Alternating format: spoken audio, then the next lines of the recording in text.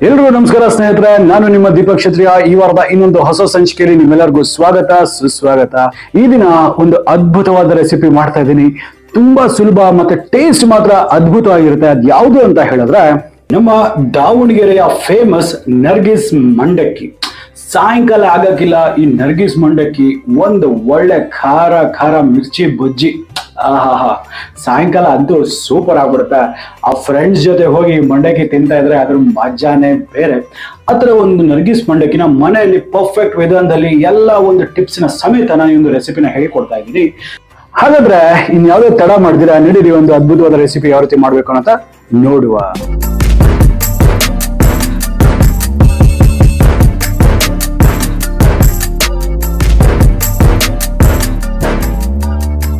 ಮಂಡಕ್ಕಿ ಮಾಡೋದಕ್ಕೆ ನಾನು ಇಲ್ಲಿ ಮಂಡಕ್ಕಿ ತಗೊಂಡಿದ್ದೀನಿ. ಸುಮಾರು 5 ಲೀಟರ್ ಅಷ್ಟು ಮಂಡಕ್ಕಿ ಇದೆ ಇದರಲ್ಲಿ. ಇದ್ರಲ್ಲಿ ತುಂಬಾ ಇಂಪಾರ್ಟೆಂಟ್ ಅಂತ ಹೇಳಿದ್ರೆ ಈ ಮಂಡಕ್ಕಿ ಅನ್ನೋದು ಸ್ವಲ್ಪ ಕ್ರಿಸ್ಪ್ ಇರಬೇಕು, ಅಂದ್ರೆ ಗರಿಗರಿಯಾಗಿರ್ಬೇಕು. ಫ್ರೆಶ್ ಆಗಿದ್ರೆ ಗರಿಗರಿಯಾಗಿರುತ್ತೆ. ನೋಡಿ ಹಿಂಗ ಅನ್ನಕ್ಕಿಲ್ಲ, ಇದೆಲ್ಲ ಕ್ಲೀನ್ ಪುಡಿ ಪುಡಿಯಾಗಿ ಹೋಗ್ತಾ ಇದೆ. ಸೊ ಇದು ನಿಮ್ಮ ಹತ್ರ ಸಪೋಸ್ ಇದು ಫ್ರೆಶ್ ಇಲ್ಲ ಅಂತ ಹೇಳಿದ್ರೆ ಇದನ್ನೇನ್ ಮಾಡ್ತೀರಾ, ಈ ಮಂಡಕ್ಕಿನೇ ನೀವು ಸ್ವಲ್ಪ ಒಂದು ಸ್ಟವ್ ಅಲ್ಲಿ ಒಂದು 2 ಮಿನಿಟ್ಸ್ ವರೆಗೂ ಹುರಿದ್ರೆ ಸಾಕು. ಇದು ಕಂಪ್ಲೀಟ್ಲಿ ಕ್ರಿಸ್ಪ್ ಆಗ್ಬಿಡುತ್ತೆ. ಸೊ ಈಗ ಈ ಮಂಡಕ್ಕಿ ಎಲ್ಲ ಪರ್ಫೆಕ್ಟ್ ಆಗಿ ರೆಡಿ ಇದೆ. ಸೊ ಈಗ ನಾನು ಮಂಡಕ್ಕಿನ ಪಕ್ಕಕ್ಕೆ ಇಟ್ಕೊಳ್ತೀನಿ. ಈಗ ನಾನು ಇಲ್ಲೊಂದು ಬಾಂಡ್ಲ ಇಟ್ಟಿದ್ದೀನಿ. ಆ ಬಾಂಡ್ಲಲ್ಲಿ ಎಣ್ಣೆ ಹಾಕ್ಬಿಟ್ಟು ಇದು ಚೆನ್ನಾಗಿ ಹೀಟ್ ಆಗ್ಲಿಕ್ಕೆ ಬಿಟ್ಟಿದ್ದೀನಿ. ಸೊ ಇದರಲ್ಲಿ ಕೆಲವು ಐಟಮ್ಸ್ ನ ಫ್ರೈ ಮಾಡ್ಕೋಬೇಕಾಗುತ್ತೆ. ಸೊ ಹಾಗಾಗಿ ಈ ತರದ ಒಂದು ಜಾಲರಿ ನಾನು ಯೂಸ್ ಮಾಡ್ತಾ ಇದ್ದೀನಿ. ಇದು ಇದೆ ಅಂತ ಹೇಳಿದ್ರೆ ನಿಮ್ಗೆ ಕೆಲಸ ಮ್ಯಾಕ್ಸಿಮಮ್ ಈಸಿ ಆಗ್ಬಿಡುತ್ತೆ. ಸೊ ಇದನ್ನ ಏನ್ ಮಾಡ್ತೀನಿ, ನಾನು ಕಂಪ್ಲೀಟ್ ಆಯಿಲ್ ಅಲ್ಲಿ ಇದನ್ನ ಸಬ್ಮರ್ಜ್ ಮಾಡ್ತೀನಿ. ನನಗೆ ಕೆಲಸ ತುಂಬಾನೇ ಈಸಿ ಆಗುತ್ತೆ ಅನ್ನೋ ಒಂದು ಕಾರಣಕ್ಕಾಗಿ. ಇಲ್ಲಿ ನೋಡಿ, ಇಲ್ಲಿ ಶೇಂಗಾ, ಒಳ್ಳೆ ಕ್ವಾಲಿಟಿಯ ಶೇಂಗಾನ ಅರ್ಧ ಕಪ್ ನಷ್ಟು ತಗೊಂಡಿದ್ದೀನಿ. ಇದನ್ನ ಈ ಬಿಸಿ ಎಣ್ಣೆಯಲ್ಲೇ ಹಾಕೊಳ್ತೀನಿ. ಈ ಒಂದು ಶೇಂಗಾ ಅಥವಾ ಕಡಲೆ ಬೀಜ ಏನಿದೆ ಇದು ಪರ್ಫೆಕ್ಟ್ ಆಗಿ ಹುರಿಬೇಕಾಗುತ್ತೆ. ಸ್ವಲ್ಪ ಟೈಮ್ ತಗೊಂಡು ಇದನ್ನ ಕರೆಕ್ಟ್ ಆಗಿ ಪ್ರತಿಯೊಂದು ಕ್ರಿಸ್ಪ್ ಆಗೋದು ಇದನ್ನ ಹುರಿಬೇವ.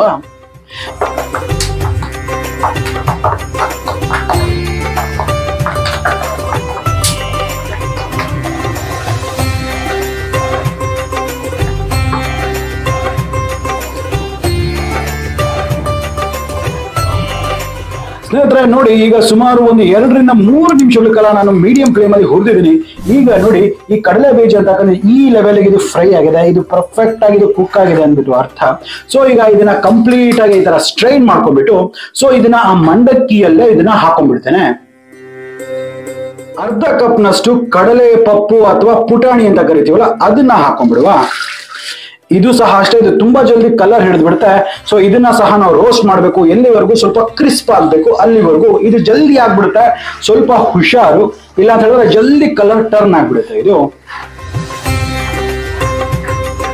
ನೋಡಿ ಮಿತ್ರರೇ, ಜಸ್ಟ್ ಒಂದು 30 ರಿಂದ 40 ಸೆಕೆಂಡ್ ಆಗಿಲ್ಲ ಇದು ಹಾಕಿ. ಇದು ಪರ್ಫೆಕ್ಟ್ ಆಗಿ ಕ್ರಿಸ್ಪ್ ಆಗ್ಬಿಟ್ಟಿದೆ. ನೋಡಿ ಇಷ್ಟು ಮಾತ್ರ ಆದ್ರೆ ಸಾಕಾಗುತ್ತೆ.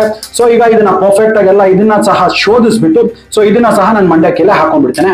ಈಗ ಖಾರಕ್ಕೆ ತಕ್ಕಷ್ಟು ಹಸಿರು ಮೆಣಸಿನಕಾಯಿ, ನಾನು ಇದರಲ್ಲಿ ಸುಮಾರು ಅರ್ಧ ಕಪ್ ನಷ್ಟು ಹಸಿರು ಮೆಣಸಿನಕಾಯಿ ತಗೊಂಡಿದ್ದೀನಿ. ನಿಮ್ಮ ಖಾರಕ್ಕೆ ತಗ್ಗಟ್ಟನಾಗಿ ನೀವು ಇದನ್ನ ಅಡ್ಜಸ್ಟ್ ಮಾಡ್ಕೊಳ್ಳಿ. ಇಂಪಾರ್ಟೆಂಟ್ ಅಂದ್ರೆ ಇದನ್ನು ಸಹ ನಾವು ಎಣ್ಣೆಯಲ್ಲೇ ಫ್ರೈ ಮಾಡಬೇಕು. ಸ್ವಲ್ಪ ಹುಷಾರು, ಸ್ವಲ್ಪ ದೂರದಿಂದ ಹಾಕಿ. ನೋಡಿ ಈ ಬಬಲ್ಸ್ ಎಲ್ಲ ನಿಂತೋಗ್ಬಿಡ್ಬೇಕು, ಅಲ್ಲಿವರೆಗೂ ನಾವು ಇದನ್ನ ಕುಕ್ ಮಾಡಬೇಕು. ಕಾರಣ ಏನು ಅಂತ ಹೇಳಿದ್ರೆ ಈ ಮೆಣಸಿನಕಾಯಿನ ಎಲ್ಲಿವರೆಗೂ ಹುರಿಬೇಕು ಅಂತ ಹೇಳಿದ್ರೆ ಇದರಲ್ಲಿ ಮಾಯಿಶ್ಚರ್ ಕಂಟೆಂಟ್ ಅಂದ್ರೆ ನೀರಿನ ತೇವಾಂಶ ಏನಿರುತ್ತೆ ಅದೆಲ್ಲ ಹೋಗ್ಬಿಡ್ಬೇಕು. ಅಲ್ಲಿವರೆಗೂ ನಾವು ಇದನ್ನ ಫ್ರೈ ಮಾಡ್ಬೇಕಾಗತ್ತೆ.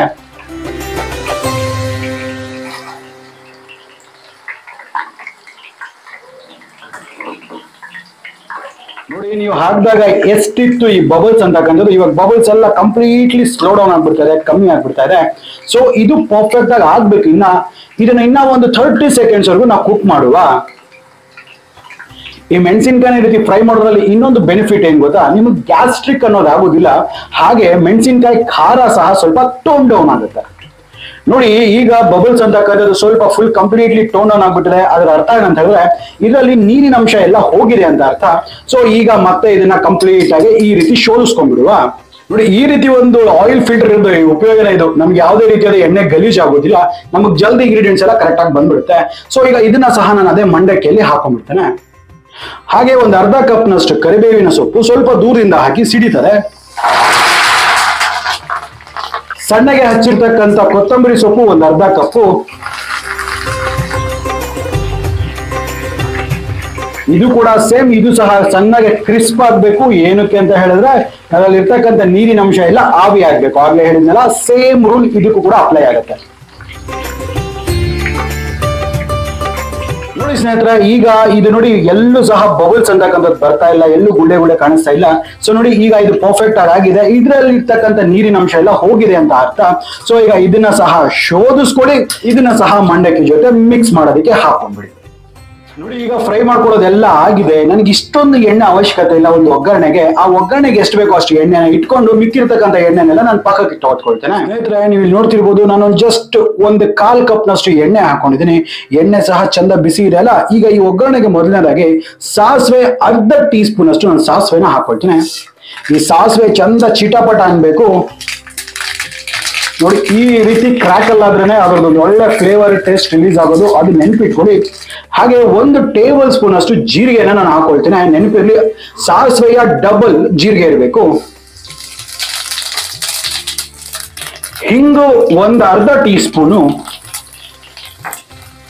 1 ಟೀ ಸ್ಪೂನ್ ಅಷ್ಟು ಅರಿಶಿನ, 2 ಗಡ್ಡೆ ಬೆಳ್ಳುಳ್ಳಿ ಈ ರೀತಿ ಜಜ್ಜಿರ್ತಕ್ಕಂಥದ್ದು ಸಿಪ್ಪೆ ಸಮೇತ, ತುಂಬಾ ಇಂಪಾರ್ಟೆಂಟ್ ಅದು.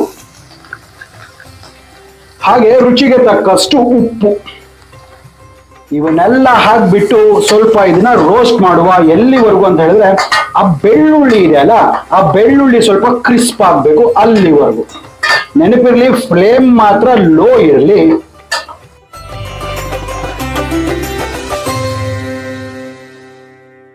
ಸ್ನೇಹಿತರೆ, ಈಗ ನೋಡ್ಬೋದು, ಈಗ ಬೆಳ್ಳುಳ್ಳಿ ಎಲ್ಲ ಯಾವ ಲೆವೆಲ್ ಫ್ರೈ ಆಗಿದೆ ಅಂದ್ಬಿಟ್ಟು ನೋಡ್ತಿದ್ರಲ್ಲ, ಇಷ್ಟು ಕ್ರಿಸ್ಪ್ ಆಗಿರ್ಬೇಕು. ಈ ಬೆಳ್ಳುಳ್ಳಿಯಲ್ಲಿ ಸಹ ನೀರಿನ ಅಂಶ ಇಲ್ದಿರೋ ಹಾಗೆ ನೀವು ಫ್ರೈ ಮಾಡ್ಬೇಕಾಗತ್ತೆ. ಅದಕ್ಕೆ ನಾನು ಲೋ ಫ್ಲೇಮ್ ಅಲ್ಲೇ ಸುಮಾರು ಒಂದು 2 ರಿಂದ 3 ನಿಮಿಷಗಳ ಕಾಲ ಇದನ್ನ ಫ್ರೈ ಮಾಡಿದ್ ಆಗಿದೆ. ಸೊ ಈಗ ಇದನ್ನೇನ್ ಮಾಡುವ ಅಂತ ಹೇಳಿದ್ರೆ, ಇವಾಗ ಯಾವ ರೀತಿ ಮಿಕ್ಸ್ ಮಾಡ್ಬೇಕು, ಅದ್ರ ಟೆಕ್ನಿಕ್ಸ್ ಏನು ಅಂತಕ್ಕಂಥದ್ದು ಸಹ ನೋಡುವ. ಸ್ನೇಹಿತರೆ, ಇಲ್ಲಿ ನೋಡ್ತಿದ್ರಲ್ಲ, ನಾನು ಪ್ರತಿಯೊಂದು ಐಟಮ್ನು ಕೂಡ ಈ ಮಂಡಕ್ಕಿ ಮೇಲೆ ಹಾಕೊಂಡ್ಬಿಟ್ಟಿದ್ದೀನಿ. ಇದರೊಟ್ಟಿಗೆ ಈ ಒಂದು ಒಗ್ಗರಣೆಯನ್ನು ಸಹ ನಾನು ಹಾಕೊಂಡ್ಬಿಡ್ತೇನೆ ಮೇಲ್ಗಡೆ. ಈಗ ಈ ಮಂಡಕ್ಕಿನ ಇದ್ರ ಜೊತೆ ಹಾಕಿ ಕ್ಲೀನ್ ಒಂದಕ್ಕೊಂದು ಹೊಂದ್ಕೊಳ್ಳೋ ತರ ಈ ತರ ಮಿಕ್ಸ್ ಮಾಡ್ಕೊಂಡು ಹೋಗುವ. ಬರೀ ಇಷ್ಟಕ್ಕೆ ಆಗೋಗೋದಿಲ್ಲ. ಇದಾದ್ಮೇಲೆ ಇನ್ನ ಕೆಲವು ಸೀಕ್ರೆಟ್ ಇಂಗ್ರೀಡಿಯೆಂಟ್ ನಾನು ಹೇಳಿಕೊಡ್ತೀನಿ, ಹೇಗೆ ಯಾವ ರೀತಿ ಹಾಕಬೇಕು ಅಂತಕ್ಕಂಥದ್ದನ್ನ.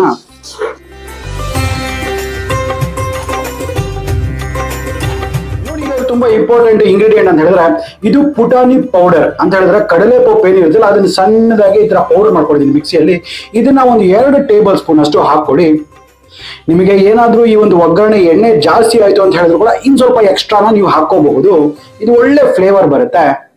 ಹಾಗೆ ಪುಡಿ ಮಾಡಿರ್ತಕ್ಕಂಥ ಸಕ್ಕರೆ 1 ಟೇಬಲ್ ಸ್ಪೂನ್ ಅಷ್ಟು ಹಾಕೊಳ್ಳಿ. ನಿಮ್ಗೆ ಎಷ್ಟು ಬೇಕೋ ನೋಡಿ ಅಡ್ಜಸ್ಟ್ ಮಾಡ್ಕೊಳ್ಳಿ. ಕೆಲವರು ಸ್ವೀಟ್ ಇಷ್ಟ ಆಗಲ್ಲ ಅಂದ್ರೆ ಸ್ವಲ್ಪ ಕಮ್ಮಿ ಹಾಕೊಳ್ಳಿ. ಸೊ ಈಗ ಏನ್ ಮಾಡ್ಬೇಕಾಗತ್ತೆ, ಇದನ್ನೆಲ್ಲನೂ ಚೆನ್ನಾಗಿ ಕೈಯಲ್ಲೇ ಮಿಕ್ಸ್ ಮಾಡ್ಕೊಂಡ್ಬಿಡಿ, ಅದೇ ಬೆಸ್ಟ್ ಇದಕ್ಕೆ.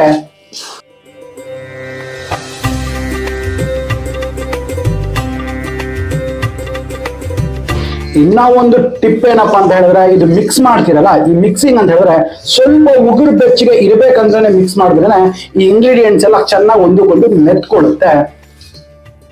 ನೋಡಿಪ್ಪ, ಇಷ್ಟೇ ನಮ್ಮ ದಾವಣಗೆರೆಯ ನರ್ಗಿಸ್ ಮಂಡಕ್ಕಿ ರೆಡಿ ಆಗಿದೆ. ಸೊ ಇದನ್ನ ನಿಮ್ಮ ಖಾರ ಮತ್ತೆ ಸ್ವೀಟ್ ಅನ್ನ ನಿಮ್ಮ ಟೇಸ್ಟಿನ ತಕ್ಕಾಗಿ ನೀವು ಇದನ್ನ ಅಡ್ಜಸ್ಟ್ ಮಾಡ್ಕೋಬಹುದು. ಒಂದೇ ಒಂದು ಮೆಣಸಿನಕಾಯಿ ಬಜ್ಜಿ, ಒಂದು ಚಾ, ಈ ಒಂದು ಮಂಡಕ್ಕಿ, ಸೂಪರ್. ನರ್ಗಿಸ್ ಮಂಡಕ್ಕಿ ರೆಡಿ. ಪರ್ಫೆಕ್ಟ್ ಅಂದ್ರೆ ಪರ್ಫೆಕ್ಟ್. ಎಷ್ಟು ಸಕ್ಕತ್ತಾಗಿ ಬಂದಿದೆ ನೋಡಿ. ಖಾರ ಖಾರ ಮಂಡಕ್ಕಿ ತಿಂತಾ ಇದ್ರೆ ಸೂಪರ್ ಅಂದ್ರೆ ಸೂಪರ್. ಇದು ಮಾತ್ರ ಈವ್ನಿಂಗ್ ಸ್ನಾಕ್ ಅಂತೂ ಹೇಳಿ ಮಾಡಿಸಿರ್ತಕ್ಕಂಥದ್ದು. ಜೊತೆಲಿ ಸ್ವಲ್ಪ ಫ್ರೈ ಮಾಡಿರ್ತಕ್ಕಂಥ ಮೆಣಸಿನಕಾಯಿ, ಇಲ್ಲ ಅಂತ ಹೇಳಿದ್ರೆ ಮಿರ್ಚಿ ಬಜ್ಜಿ, ಇದ್ರ ಜೊತೆ ಅಂತೂ ಸೂಪರ್ ಕಾಂಬಿನೇಷನ್ ಇರುತ್ತೆ. ಇದು ಜೊತೆಲಿ ಒಂದೇ ಒಂದು ಕಡಕ್ ಚಾ, ನೋಡಿಪ್ಪ ನಿಮ್ ಈವ್ನಿಂಗ್ ಸೆಟ್ ಆಗ್ಬಿಡುತ್ತೆ, ಅಷ್ಟು ಬ್ಯೂಟಿಫುಲ್ ಆಗಿರುತ್ತೆ.